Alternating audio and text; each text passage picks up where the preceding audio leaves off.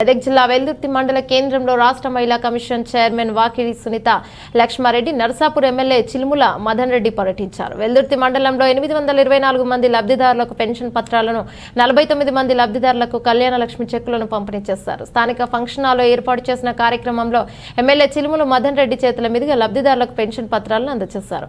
ఈ సందర్భంగా వారు మాట్లాడుతూ తెలంగాణ ముఖ్యమంత్రి కేసీఆర్ తెలంగాణ అభివృద్ధి కోసం కృషి చేస్తున్నారని, రైతులకు రైతు బంధు, రైతు బీమా పథకం అమలు చేసి రైతు బాంధవుడిగా మారాడని అన్నారు. నిరుపేదల ఆడపిల్లల పెళ్లిళ్లకు మేనమామలాగా ₹1,00,000 ఆర్థిక సాయం అందజేస్తున్నారని అన్నారు.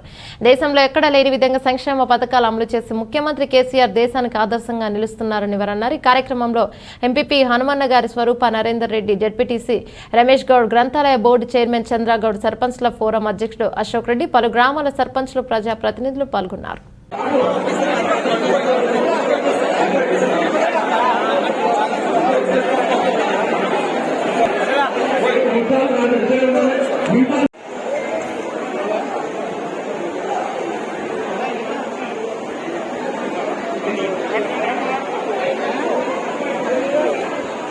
మనమందరము ఆయనకు ఎన్ని రోజులు ఎంత కృతజ్ఞతలు చెప్పుకున్నా తక్కువే. అలాగని మనము పొద్దున్న లేస్తే ఆయనను తలుచుకుంటే మనకు అన్నం పుడుతుంది. ఎందుకంటే ఎవ్వరు ఇంట్లో ఉన్నా కానీ పెద్ద మనుషులను లెక్క చేయకుండా ఉంటురని, వాళ్ళకు నెలకు 2,000 ఇస్తాయి. కొడుకు అన్నం పెట్టకున్నా కానీ ఆ 2,000 కోసమైనా కానీ ఈ రోజుల్లో తల్లిదండ్రులను దగ్గర తీస్తారు. అలాగని మనము ఆయనను కేసీఆర్ను పొద్దున్న లేచి తీసుకెళ్తా ఉన్నాడు. ఆ సందర్భంలోనే మరి ఈరోజు ఎన్నో సంక్షేమ కార్యక్రమాలు, మరి ఎన్నో అభివృద్ధి కార్యక్రమాలు ఇప్పుడు మీ స్వరూప గారు చెప్పారు. మన ఎంపీపీ గారు మంచి సబ్జెక్ట్ చెప్పింది, చాలా సంతోషం. మీరందరూ కూడా, నేను ఎక్కువసేపు మాట్లాడాను, టైం కూడా బాగా అయింది, మీరు పొద్దున్నే వచ్చిరట, మిమ్మల్ని నేను విసిగించాను. ఆసరా పెన్షన్లు అనౌన్స్ చేసి దాదాపు రాష్ట్రంలో 10 లక్షల మంది లబ్ధిదారులకు ఆసరా పెన్షన్లు మంజూరు చేసి మరి మండల వారీగా ఈ కార్యక్రమాన్ని నిర్వహిస్తూ మీ అందరికీ పంపిణీ చేయడం జరుగుతూ ఉంది. మరి ఈరోజు దాదాపు మన వెల్దుర్తి మండలంలో 712 మందికి ఈరోజు పెన్షన్స్ రావడం జరిగింది, ఆసరా పెన్షన్స్ రావడం జరిగింది. మరి అవన్నీ కూడా ఈరోజు మన గౌరవ శాసనసభ్యులు, సభాపతిమైనటువంటి పెద్దలందరి సమక్షంలో మీకు ఇవ్వడం జరుగుతుంది. ఆసరా పెన్షన్ అంటే ఆ కుటుంబానికి ఆధారం కావాలి అనే ఒక ఆలోచనతో మరి 65 సంవత్సరాలకే వృద్ధాప్య పెన్షన్ ఇచ్చేటువంటి నిబంధన కేంద్ర ప్రభుత్వం ద్వారా ఉన్నప్పటికీ కూడా ఈరోజు మన రాష్ట్రంలో చాలా మంది బీదల వాళ్ళు ఉన్నారు. పేదవారికి తప్పకుండా మనం పెన్షన్ ఇవ్వాలి అంటే ఈ యొక్క వయసును సడలించాలన్న ఒక ఆలోచనతో 65 సంవత్సరాలు ఉన్నటువంటి వృద్ధాప్య పెన్షన్ని 57 చేసి ఈరోజు మనకు పెన్షన్స్ ఇవ్వడం జరుగుతుంది. ₹2,016 పెన్షన్ని మనకి ఈరోజు ఇవ్వడం జరుగుతుందని చెప్పేసి నేను తెలియజేస్తా ఉన్నా. అంటే ఆసరా పెన్షన్ అంటే ఒకటి వృద్ధాప్య పెన్షనే కాదు, ఈరోజు ఒంటరి మహిళలకు పెన్షన్స్ ఇవ్వడం జరుగుతోంది. మరి అదేవిధంగా మరి వితంతులకు పెన్షన్స్ ఇవ్వడం జరుగుతోంది, కళ్ళు గీత కార్మికులకు పెన్షన్స్ ఇవ్వడం జరుగుతోంది, బీడీ కార్మికులకు పెన్షన్స్ ఇవ్వడం జరుగుతుంది, చేనేత కార్మికులకు ఇవ్వడం జరుగుతోంది, మత్స్యకారులకు ఇవ్వడం జరుగుతోంది. ఇవే కాకుండా ఈరోజు మన గౌరవ ముఖ్యమంత్రి గారు తీసుకున్నటువంటి నిర్ణయం వల్ల ఫైలేరియా అంటే బోధకాలు ఉన్నటువంటి వాళ్ళకు కూడా ప్రతి నెల పెన్షన్ ఇవ్వాలని, అదేవిధంగా డయాలసిస్ చేసుకున్నటువంటి కిడ్నీ డిసీజ్తో బాధపడుతున్నటువంటి వారికి కూడా పెన్షన్ ఇవ్వాలన్న ఆలోచనతో వారికి ₹2,016 పెన్షన్స్ ఇవ్వడం జరుగుతోందని చెప్పేసి తెలియజేస్తా ఉన్నా. ఇక్కడ విచ్చేసినటువంటి 712 మంది లబ్ధిదారులందరూ కూడా నా హృదయపూర్వక శుభాకాంక్షలు మీ అందరికీ తెలియజేస్తా ఉన్నా. ఈ రోజు నుంచి మీ ఖాతాల్లో ₹2,016, ₹3,016 పెన్షన్ మరి మీకు పడడం జరుగుతుంది అని చెప్పేసి తెలియజేస్తా ఉన్నాను. ఇంతకుముందు మాట్లాడడం జరుగుతుంది అని చెప్పేసి తెలియజేస్తా ఉన్నా. ఈ పెన్షన్ ఏంటంటే ఒక ఉద్యోగస్తుడు ఏ విధంగా నెల జీతం తీసుకుంటాడో ఆ విధంగా మరి మనకి పెన్షన్ మన ప్రభుత్వం ఇవ్వడం జరుగుతుంది అని చెప్పేసి కూడా మీ అందరికీ తెలియజేస్తా ఉన్నా. ఈరోజు ఈ పెన్షన్ ద్వారా కూడా మనకేంటంటే కుటుంబ బంధాలు కూడా మరి బలపడతా ఉన్నాయని చెప్పేసి కూడా నేను ఈ సందర్భంగా గుర్తు చేస్తా ఉన్నా. మరి ఇవన్నీ తీసుకున్నప్పుడు మనం ప్రభుత్వానికి అండగా ఉండాల్సినటువంటి అవసరం ఉంది.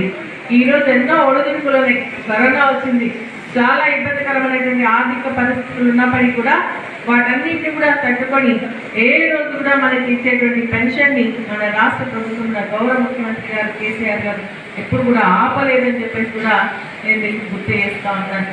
మరి అదేవిధంగా ఈరోజు పెన్షన్ ఒకరికైతే మరి అదేవిధంగా గ్రామాల అభివృద్ధి కూడా ఈరోజు గ్రామాలు ప్రతి ఒక్క గ్రామం కూడా అభివృద్ధి పదంలో ముందుండాలన్న లక్ష్యంతో మన గౌరవ ముఖ్యమంత్రి గారు మరి అనేక కార్యక్రమాలు చేపట్టడం జరుగుతుంది. ఈరోజు ఇక్కడ ఉన్నటువంటి ఈరోజు మీకు పెన్షన్స్ వస్తూ ఉన్నాయంటే మన స్థానికంగా సర్పంచ్ కానీ ఎంపీడీసీ కానీ ప్రజాప్రతినిధులు కానీ ఎంతో కృషి చేయడం జరిగింది. వారి అందరి సహకారంతోనే ఈరోజు మీకు పెన్షన్స్ ఇవ్వడం జరుగుతుంది. గ్రామాల్లో కూడా పచ్చదనం మన పరిశుభ్రత అన్న ఆలోచనతో ప్రతి గ్రామాన్ని కూడా నీట్గా ఉండేటువంటి కార్యక్రమాన్ని మన సర్పంచ్లు ఎంపీటీసీ చేస్తూ ఉన్నారు. మరి ఈరోజు మనకు చాలా ఒత్తిడి పని ఒత్తిడి ఉన్నప్పటికీ కూడా తట్టుకొని ఈరోజు గ్రామాలన్నీ కూడా పరిశుభ్రంగా ఉండేట్టుగా వారు ప్రయత్నం చేస్తూ ఉన్నారు. మనం చూసుకున్న ఈరోజు ఇంటింటికి నల్లా కనెక్షన్ వచ్చి నీళ్లకు ఎంత బాధ ఉంటుండేనో ఈరోజు ఆ బాధ లేకుండా మన ఇంటి దగ్గరనే మన ఇళ్లలోనే నీళ్లు పట్టుకునేటువంటి పరిస్థితి, మంజీరా నీళ్ళు వచ్చేటువంటి పరిస్థితిని, ఈరోజు గోదావరి నీళ్ళు వచ్చేటువంటి పరిస్థితిని మన గౌరవ ముఖ్యమంత్రి గారు మనకు కల్పించడం జరిగింది. అంతేకాకుండా ఈరోజు మరి గ్రామంలో వైకుంఠ గ్రామాలు పెట్టుకున్నాం, అదేవిధంగా మన సెగ్రిగేషన్ షెడ్స్ పెట్టుకున్నాం, పీసీ రోడ్ వేసుకుంటున్నాం. ప్రతి ఒక్కరు ఎంత మంది ఉంటే ఎంతమందికి ఇవ్వాలనేది ఒక పెద్ద సంకల్పంతో నిర్ణయం తీసుకోవడం జరిగింది. దాని తర్వాత కూడా ప్రజల డిమాండ్ మేరకు మరి రెండవసారి గెలిచిన తర్వాత టీఆర్ఎస్ ప్రభుత్వం వచ్చిన తర్వాత మరి 60 సంవత్సరాలంటే మరి చాలా కష్టమవుతున్నది. మాకు 57 సంవత్సరాలకు ఇవ్వాలనే ఉద్దేశంతో కూడా ప్రజల మనోభావాలను తెలుసుకొని మన ప్రియతమ ముఖ్యమంత్రి గారు మరి 57 సంవత్సరాలు ఉన్న వాళ్ళందరికీ కూడా ఈ కులం లేదు, ఆ మతం లేదు, ఈ పార్టీ లేదు, ఆ పార్టీ లేదు, ఊళ్ళో ఎంత మంది ఉంటే ఎంతమందికి ఇవ్వాలనే ఉద్దేశంతో ఇవాళ చేస్తున్న కార్యక్రమం ఎంత మంచి కార్యక్రమం మీరు ఒకసారి ఆలోచన చేయండి. మరి అటువంటి ప్రభుత్వం ఇవాళ ఎన్నో మంచి సంస్కరణలు తెచ్చి ఇవాళ అందరినీ సంతోషపెడుతున్న ప్రభుత్వం మన కేసీఆర్ గారి ప్రభుత్వం. ఇవాళ కేసీఆర్ గారు మనల్ని ఎవరం మనం అడగలే. ఇవాళ కళ్యాణ లక్ష్మి కానీ, షాదీ ముబారక్ కానీ మరి మైనార్టీలకు, ఎస్సీలకు, ఎస్టీలకు 55,000 ఇచ్చి మరి అందరిని ఆదుకున్న సంగతి మన అందరికి తెలిసిన విషయమే. దాని తర్వాత 75,000 ఇచ్చి మరి అందరం కూడా మనం అందరం ప్రజాప్రతినిధులు మన ముఖ్యమంత్రి గారిని కలిసినప్పుడు మరి ఎస్సీ, ఎస్టీ, మైనార్టీలే కాదు ఇవాళ బీసీలు కూడా ఎక్కువ సంఖ్యలో ఉంటారు, ఓబీసీలు కూడా ఉన్నారు. ప్రతి ఒక్కరికి ఇవ్వాలన్నప్పుడు మన ముఖ్యమంత్రి గారు అప్పుడే నిర్ణయం తీసుకొని తప్పకుండా జాతి ఈ కులం లేదు, ఆ మతం లేదు, అర్హులు ఎంతమంది ఉంటే అంతమందికి 1,116 ఇచ్చి ఇవాళ కళ్యాణ లక్ష్మి కింద షాద్ ముబారక్ కార్యక్రమాన్ని తీసుకొని ఇవాళ ప్రతి ఒక్క ఆడపిల్ల పెరుగుతున్నదంటే మరి కుంపట్లేక తల్లిదండ్రులకు ఎంతో బాధ ఉంటుండే. ఒక పెద్దన్న మాదిరిగా, ఒక మేనమామ మాదిరిగా, ఒక తండ్రి మాదిరిగా మరి ఇవాళ మన ముఖ్యమంత్రి మన అందరిని ఆడుకొని మరి ప్రతి ఒక్కరికి కూడా ఇవాళ 1,16 రూపాయలు ఇచ్చి 116 రూపాయలు ఇచ్చి కళ్యాణ లక్ష్మితో అందరికి కూడా పెళ్లిళ్ళు జరుగుతున్నాయి అనేది కూడా మీకు మనవి చేస్తున్నా. మరి ఇటువంటి కార్యక్రమాలు జరుపుకుంటూ ఇంకెంతో అభివృద్ధి చేయవలసి వచ్చింది. ఇవాళ తెలంగాణ రాష్ట్రం రాకముందు ఎంతో మంది రైతులు ఆత్మహత్య చేసుకుంటుంది. మరి అటువంటి రైతులను కాపాడాలి. మళ్ళా రైతాంగం అంతా కూడా తెలంగాణ రాష్ట్రం వెనుకబడిపోయింది కనుక నీళ్లు లేక వర్షాలు పడితేనే మనకు పంటలు లేకుండా లేదు. అటువంటి పరిస్థితులలో మన ముఖ్యమంత్రి గారు బాగా ఆలోచన చేసి రైతు బంద్ అనే కార్యక్రమం పెట్టి మరి రైతు బంధుగా ఇలా మనందరినీ రైతు బాంధవుడిగా మనందరినీ ఆదుకుంటున్న సంగతి మీ అందరికీ తెలిసిన విషయమే.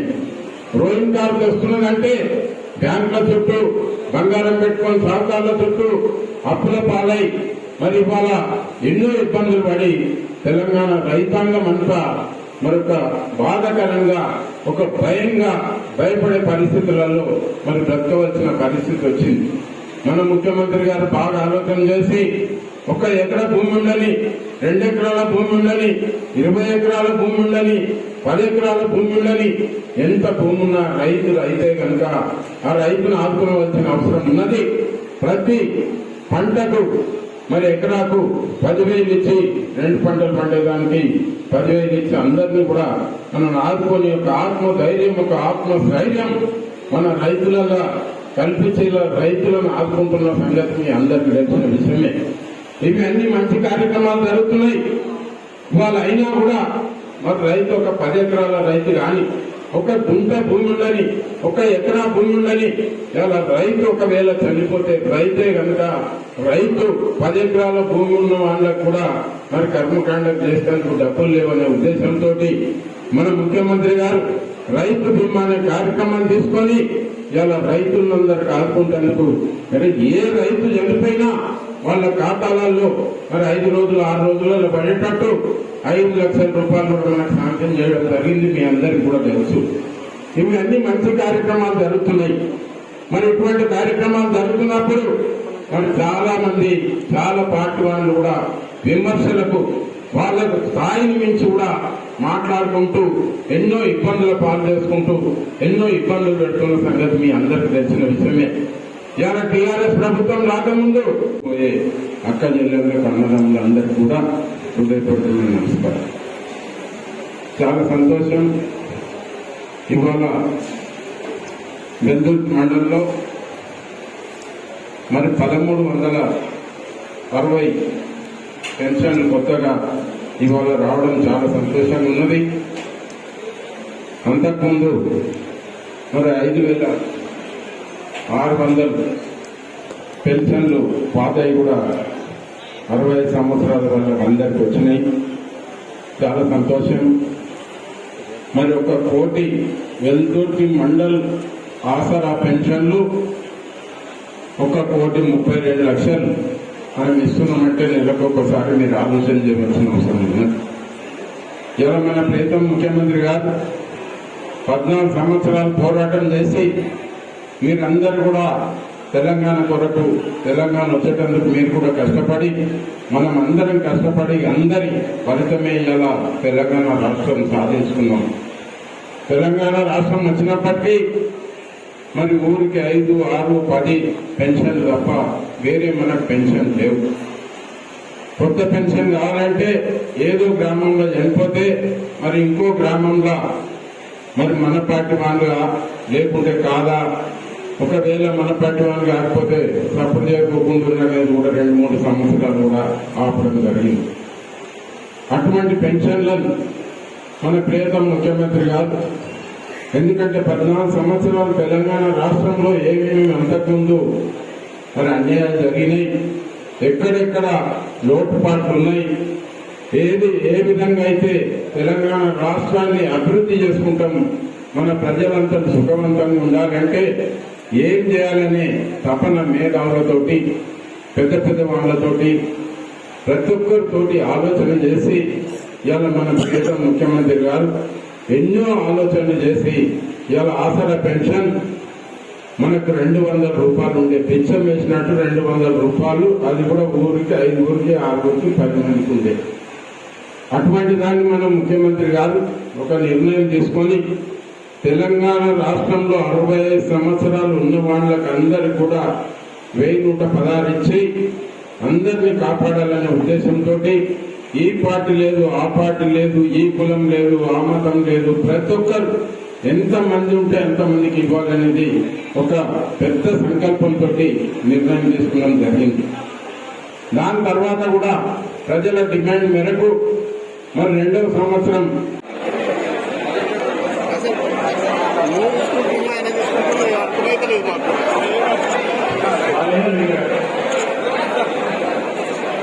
ఎప్పుడు అవుతుంది అనేది ఒకసారి ఆలోచన చేయాలి. ఇలా మనం తూర్పురానికి పోయినా, హైదరాబాద్ పోయినా, ఇటు నర్సాపూర్ పోయినా, ఎక్కడ చూసినా మనం అప్పుడు మన ప్రభుత్వం రాకముందు ట్రాన్స్ఫార్మర్లు వేకపోయినాయి మనకు ఎదురుగా వస్తుంది. ప్రతి గ్రామంలో రోజు 5-10 బోర్బాల మోటార్లు కూడా కాలిపోయి మెకానికల్ దగ్గరికి తీసుకపోదు. ఇవాళ అటువంటి కరెంటుని 24 గంటలు కరెంట్ ఇచ్చి రైతాంగానికి అందరికీ ఉచితంగా ఇచ్చి ఇలా రైతులను ఆదుకుంటున్న సంగతి మన అందరికీ తెలిసిన విషయమే. ఇవన్నీ కూడా మీరు ఆలోచన చేస్తున్నారు.